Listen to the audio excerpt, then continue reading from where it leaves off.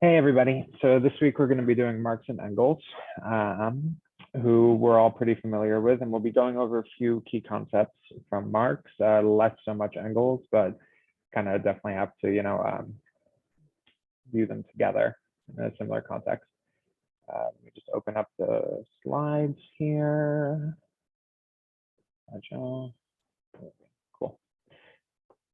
Okay, so moving right in with Karl Marx, active during the 1800s. He was Prussian originally, so German around. He was exiled 3 times for radical activity. And he ended up in London several times. I think France for a little bit as well, but I can't quite recall. Super bohemian, had like by all accounts, it's actually really funny that when the Prussian police were spying on him, there's certain letters that they would write like their dossier on him about his habits. Really, really quite amusing. Kind of fits into like the beat, like poet lifestyle. Absolutely brilliant thinker though. So it's funny, buddy. So Engels was his benefactor, and Marx. A lot of Marx's like theory of history was developed in tangent with Engels. Engels had a lot of dealings with social anthropology, a lot of like in its earlier stages. Many thinkers at this point were basically dealing with Lockean versus Hobbesian sort of, or like Rousseau even, these narratives that were constructed to sort of like give a blank slate for mapping out the development of humanity, of property, of morals, justice, of all these different things, which are kind of based off of these thought experiments. At this point, the thought experiments weren't necessarily treated as, the end all be all, like an accurate description of history, but more useful for kind of ex post facto, like trying to get a sense on like major societal concepts at the time. This has changed into our time and our like quote unquote common sense, in which a lot of the Hobbesian, Lockean, Rousseauian sort of approaches to like the primordial like state of man and like state of nature and human nature, et cetera, have kind of been adopted into this like common sense narrative of humanity's beginnings, and is used to justify a lot of pretty heinous economic and political practices. That's something we'll get to a bit later when we talk about superstructure with Marx. But on that note, so Engels had a very like classic like Hobbesian mixed with like a Rousseau sort of mode of like his ideal like state of nature, so to speak. There's a lot of very interesting stuff coming from him, but it's kind of beyond the scope of this particular session.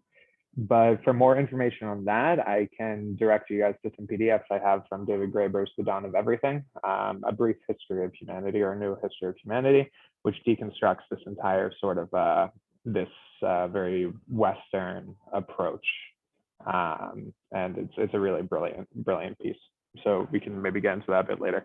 I'd also be willing to do like an entire course on that or entire section on that. Cool. So Marx and Engels hang out a lot, definitely borrow a lot from each other.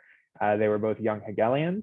So as we know, they were very dedicated to sort of Hegel's like teleological theory of history, his concept of the Geist, his concept of elevation of self-consciousness through historical circumstances. Of course, they have a spin on Hegel because Hegel was dealing with the transcendental, whereas Marx and Engels were materialists. But we're going to get to that in the next slide. But young Hegelians, pretty controversial, basically like direct inheritors of Hegel in their early intellectual career. And just another note, Marx is actually a descendant of David Amelech through, I'm pretty sure, the Maharal of Prague, and then through Rashi. So that's cool. All right, so Marx and Engels, dialectical materialism. So dialectical materialism is a method. It's a framework of analysis, and it produces a theory of history. And this is Marx and Engels working together. So as you see on this little visual to the side, actually no. So let's just review the steps of dialectics. So you have your thesis, your antithesis, synthesis. And if we remember from Hegel, what we're dealing with is actually the movement of one thesis, one object, or object, subject, kilo, moving through history, abiding by natural law, because remember, for Hegel, there's no law of history, there's only a law of nature, in which things become more themselves. And they become more themselves by resolving internal contradictions, which exist interpenetrated with the imperfect thesis. And kind of like a tree sprouting from a seed, like the tree is contained within the seed, but it takes certain conditions for the tree to actualize into its quote unquote perfect form.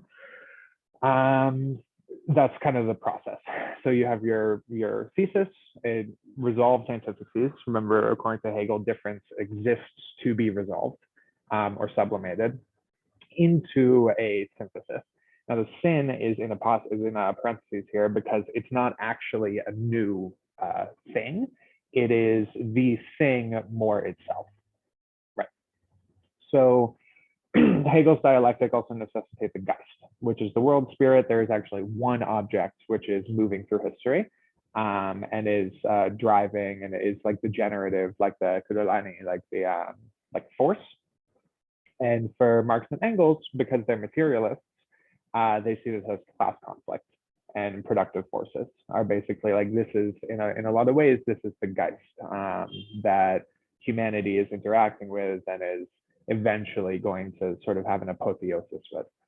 And then in Hegel's fashion, as we mentioned before, they're very interested in self-consciousness and introspection. Because remember, for Hegel, the object that is humanity is the Geist, is a union with the Geist.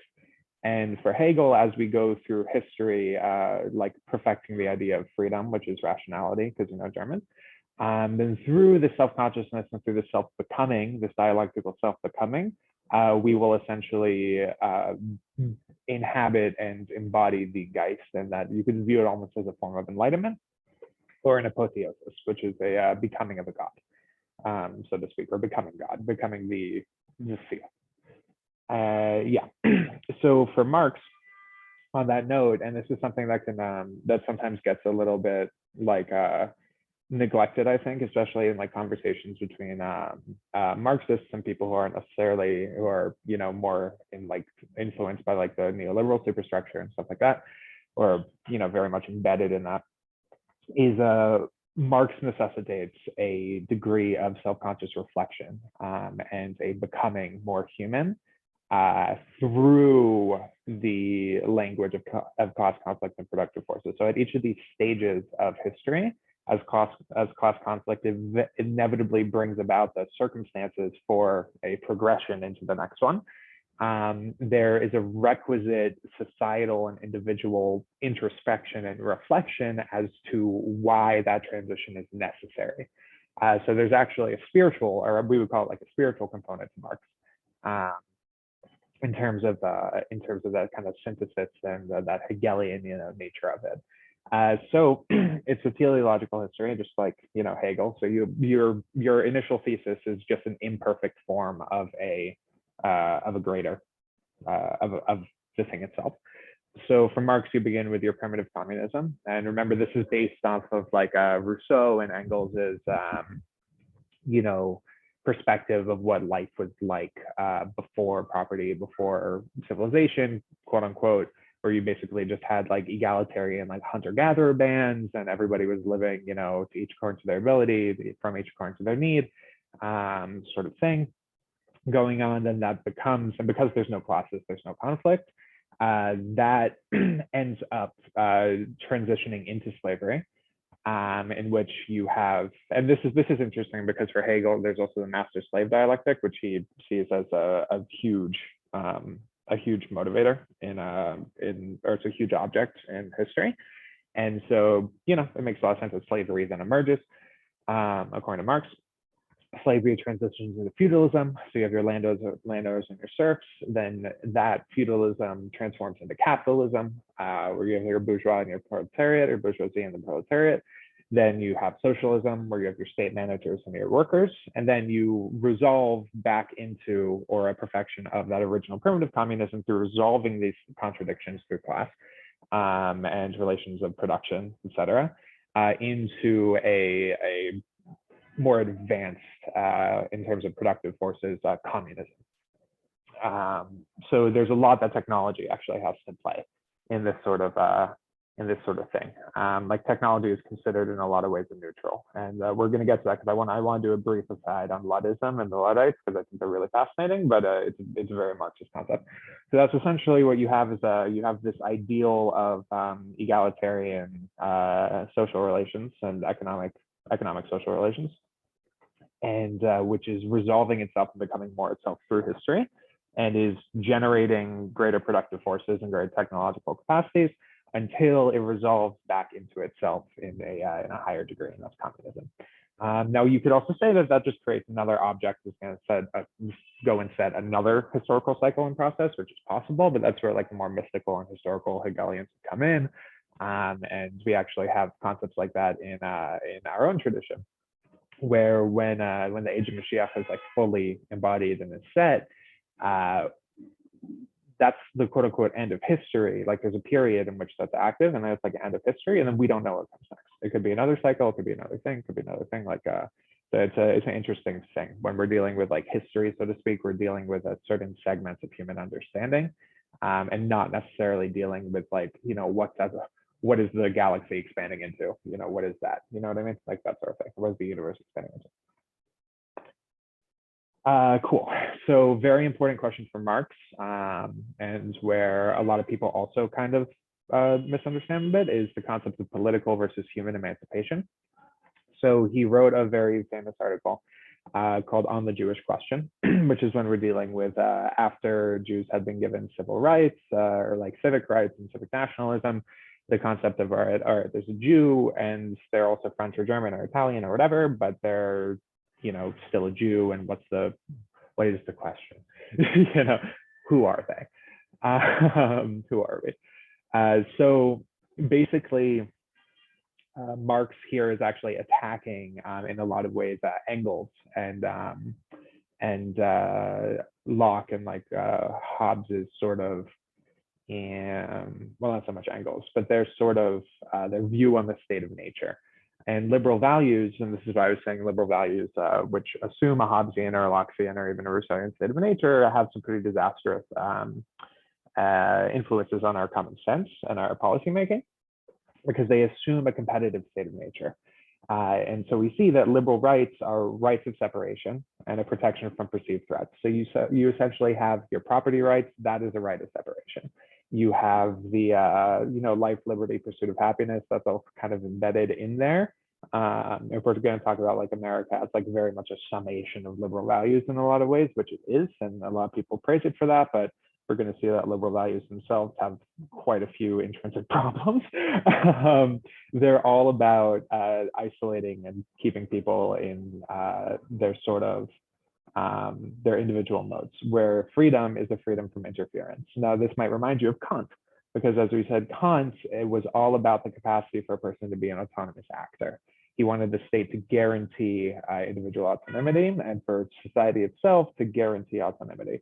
So what that means for him is that freedom is the freedom to be totally rational and not heteronomous. That means it's a freedom from interference. So you are basically, like I said before, it's difficult to conceive this sort of society of perfect individuals. But you'll see a lot of like right libertarians nowadays have this thing called the non-aggression policy, which, or something like that, which is, or principle, the NAP, which is, you know, basically just a regurgitation of this liberal values. And it's why, you know, if anybody ever calls themselves an anarcho-capitalist, you laugh them out of town. So for Marx, there's the liberal rights, which is political emancipation. These are better than feudalism, because at least you're not directly, you know, beholden to an overlord. But it's a barrier from communal existence on account of the isolation and alienation intrinsic to this sort of assumption that the state of nature is intrinsically competitive. And for more reading on that subject, I would recommend Kropotkin's Mutual Age, where he actually takes a lot of evolutionary and like biological stuff that people were just enthralled with, you know, at this period with the advent of Darwinism and the rise of Darwinism in the academy, and the Royal Academy and stuff like that. And he deconstructs it, and he basically says that this like Darwinian, this like social Darwinian mode and this competitive state of nature doesn't actually have any evidence, which it really doesn't in a lot of ways, and that's becoming more and more clear. I could talk about that forever. But Marx recognizes this, and he says that the actual human emancipation, like when we are actually free, we have a freedom of association, we have a freedom of communal existence. And he doesn't really describe what that is, but he says that the way that the state is acting right now is actually serving to break apart communities, to atomize and isolate people. Through political emancipation, which is better than what came before, but there's still problems with it. And that human emancipation, he doesn't necessarily define it, but it places an emphasis on positive relationships. So it's not relationships of negation. And so far as like, this is mine because it is not yours, it is, this is mine because it is ours, so to speak. Or I have a right to this, I have a right, I have certain claims on this because it is ours by virtue of our humanity and our community. So exploitation, another big Marxist thing. It comes from a modified labor theory of value when Marx is talking through economic relationships under capitalism. It's important just to have the calculus. It's quite simple. The cost of a commodity is determined by the amount of socially necessary labor required to produce it, right? People try to understand value. Economic formalists will try to probably use a price system to understand value. You'll have your laws of supply and demand, you'll have XYZ, but these things are all actually in contention. And formalist economists have like a lot of problems with this because they're trying to abstract a value based off of rational behavior, whereas in reality, economics, at least from my position, is more of a social relate. It's embedded in a web of social relationships. It's a social relationship. You can't necessarily assume rational actors. So price theory is problematic. So one of the other contenders from the formalist against the formalist approach is the labor theory of value, which is, as we said, if it requires 8 hours of work or 8 hours of craftsmanship, or even when you're quarrying the stone, like whatever society put in to produce this object, that should be the value of the commodity, right? It's very different than how we work right now, because we're not necessarily dealing with profit, and the profit rules the day today. But that's also problematic for a lot of reasons. So there's a difference between necessary labor and surplus value. So in a capitalist system, there's surplus value. That surplus value is profit. So as Marx states, profit is the result of the labor performed by the worker beyond that necessary to create the value of his or her wages. So essentially anything that any cost or any revenue which is being generated by the sale of a commodity, which is more than what it costs to make it, what is socially necessary cost to make it, that's surplus value. Now, what goes on in a capitalist society or a capitalist system is that surplus value is siphoned off by the capitalist, by the business, and then that is either taken as profit or in some cases is being reinvested, but that also gets into a more complicated sociological take on it, not necessarily economic take. And this is one of the things why you have an issue like with wage. Whereas let's say you're being paid $20 an hour for 8 hours of work in a day, that's $160, but you're generating for the company, let's say whatever you're doing, you're generating $800 worth of value in that same day, or $1,600. That is a surplus value. That is, you're not necessarily going to see a part of that unless you have, dividends or, shares in their company. There's a lot of ways that capitalism has adapted to kind of to deal with what can be considered sort of like an intrinsic unequal exchange. But we're going to get to that more with superstructure as well. But that's essentially what exploitation is. It just means that if you are not seeing the work of your hands and that is going to somebody else, you are being exploited. So that tangent is profit a good indicator of value? And then when you have a market culture and a market society, which thinks in terms of the market, then what we're really just doing is we're thinking in terms of profit. And how does that necessarily affect like human social relationships? It's a rabbit hole, and I recommend going down that. All right, so alienation, which ties directly into the exploitation. So for Marx, the nature of humanity is the desire to produce and to take pride in one's product or production.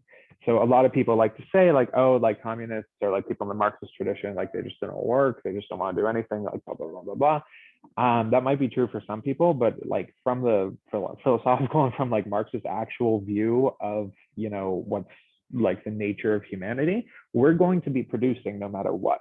We're fundamentally creative. We're going to be engaging in productive efforts. I mean, you can just think of days where you haven't necessarily, or weeks in which you've been in writer's block, or you know you're stuck in a rut or whatever thing. Like there's this desire to produce. There's a desire to create, which Marx is assuming is part of human nature, and one becomes alienated from one's own nature and develops a sort of split psychology, a split personality, and is really like kept down and eviscerated as a human when you are unable to access and take pride in what you are producing. And so that happens under a system of exploitation, wherein you are producing far more than you're seeing any sort of association with. Like a formal association, even though you're the one who produced it, like with that whole $160 versus $1,600 setup we had in the previous slide, you're alienated in space, you know what I mean, from what you've actually produced. And this causes like a systemic depression and a systemic isolation and a spiritual cry. And you can see that when you look at the market. You can see that in the current society in a lot of ways. So he says that alienation flows from capitalist social relations and not from the kind of technological advances that capitalist society contains. And this is also very important.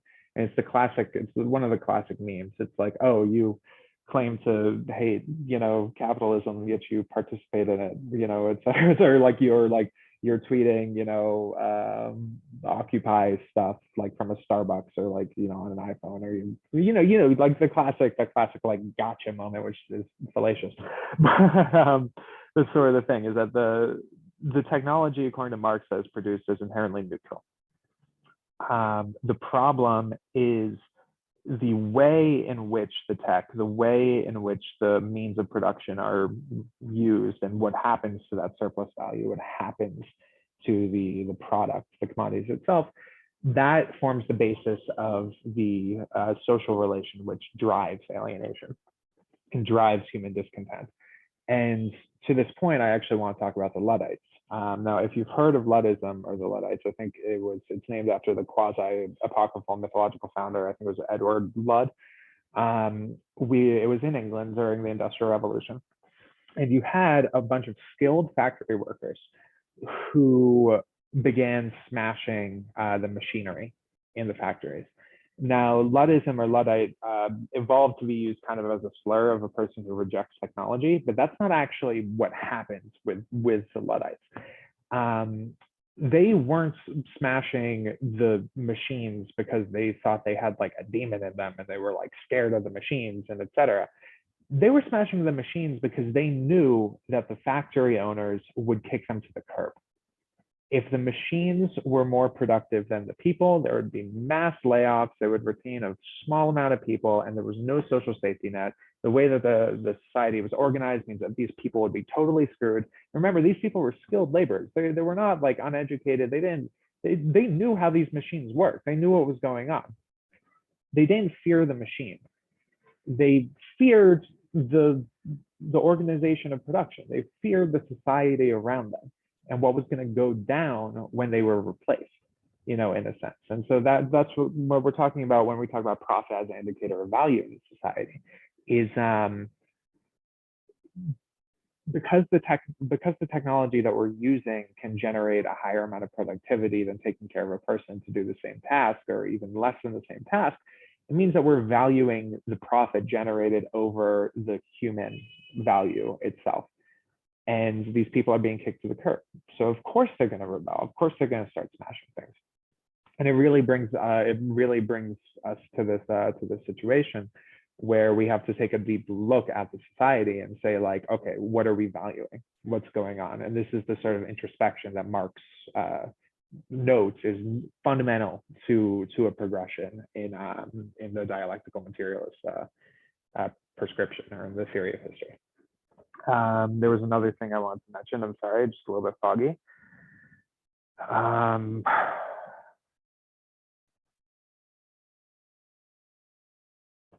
I lost it.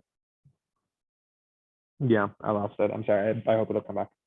So that's essentially alienation that's going on right there. It's a return to self. It's a return to production and to the desire to produce. And well, the negation of alienation. The alienation is the separation of a person. And a lot of Marx's theory, like his thesis, is to restore humanity to its primordial nature, which, as we know, is that primitive communism, but through the dialectical process, which means it's not a restoration. As such, it is a returning to self in a forward trajectory. So alienation is a byproduct of this not self being, so to speak. Cool. So then base and superstructure. So this you'll hear these terms thrown around a lot. It's fairly simple. It's just the words. So your base are your relations of production, which is what we've been talking about. So that's your relationship to, oh, all right, it just came back to me, what I lost before. So there's a very interesting thing that Marx actually notes regarding Luddites. He talks about this in the Communist Manifesto, which is an interesting thing, because that itself is written for a very specific audience. And honestly, it's not a very good primer, I think, for Marxism in a lot of ways, even though it does get some good points across. He notes very interestingly that that one of the products of alienation is false consciousness and a lack of class consciousness, which is essentially when you have people who are totally indentured in a liberal society and are alienated from themselves, they will intrinsically be atomized. They will not see themselves as part of the broad dialectical process. And therefore that the human anger, the human rage that comes from being kept in that cage of alienation, it will lash out in directions which are not totally rational and are not actually what is causing the problem. So he notes, funnily enough, it's actually it's a similar situation as the Luddites, but it's a little bit different, is that workers will, well, actually it is kind of direct out to Luddites, is workers will organize to bust up the means of production, bust up the factory, as opposed to going after the bosses. And he sees that as a product of alienated false consciousness, and that rather what they should do is seize the means of production, oust the bosses, and just begin producing in a more humanistic and more worthy of humanity sense. So that is actually the same Luddite story, but from two slightly different perspectives. So because we know from Marx, technology is neutral, it should be seized instead of destroyed, and that you should be targeting the people who are actually causing this alienation, as opposed to the machines, which are a neutral tool, and that you have claims on just by the virtue of the nature of production, the human nature. Right. So the base is your remember, materialist base is your relations of production, your proletariat, bourgeoisie, etc., your private property, your capital, your commodities, the entire flow of capital, the entire network. And then your means of production, which are your machines, your factory, your land, your raw materials, and the economy, which is the interaction between, according to the labor theory of value, is the interaction between means of production and relations of production. Sorry, my cat is just walking over me. Now the base shapes the superstructure, and the superstructure is everything in a society which does not have to do with production. It is ideology, it is media, it is religion, culture, politics, family, education. The relations of production and the means of production, the base, the economy, have a fundamental influence on the way that religion organizes, the way that politics are structured, the relationship between state and capital, what legislation is passed, private interest groups. It'll have a direct effect on the family, people having to go to work, concepts of daycare, like all of these different relationships, even the education that you're going to get. I mean, it's ridiculous. You look at, I've seen these like horror, like a new fresh man-made horrors beyond comprehension, where you have you have kids in classrooms like today, you know, in like high school, where they're being given an elective which trains them how to be an Amazon warehouse manager. Like they're on a pipeline. It's like instead of learning humanities or learning about the human experience or like developing a craft of poetry, they're learning how to be a middle manager in a warehouse for credit. It's a thing in high school. It's wild. Um, Media as well, the broad culture, you know, the Fox News, CNN, shit like that. That's forgive my French. That's all maintaining. It's being shaped by the economic relations, and then it's maintaining by reinforcing alienation by saying, oh, it's the ideology. It's what Deleuze would call the world historical. It's the ideology of capitalism, which is then it's refracted through all of your non-productive activities, and it reinforces the need to participate in that system, and even will claim that it is a good thing, or that is the end of history, that is the end all be all. This is a meme and it's an idea, but it's also intrinsically related to real things that are happening, real tangible things. And it's more of a sociological perspective on humanity in a lot of senses. So that's based in superstructure, and that's something that you begin to notice. And once you see it, it's like, you know, writing on the wall. You know, it's a different way of seeing society. Okay, so that's the end. Those were what I think to be key philosophical concepts from Marx. So headline Marx. What would Marx think of the Marvel Cinematic Universe as part of the superstructure? What everybody, if you have a Marvel movie on tap that you can remember, or you're in the habit of viewing them, try looking at it from Marx's perspective, and let me know what Marx would think about the MCU. Okay, y'all. Thanks. And next week we're doing Nietzsche and possibly Schopenhauer. Probably shorter on the Schopenhauer, but definitely Nietzsche. Yeah. All right. So let me just turn off the recording here. Really hope it's been recording. Yes, cool. Okay. Have a good week, everyone.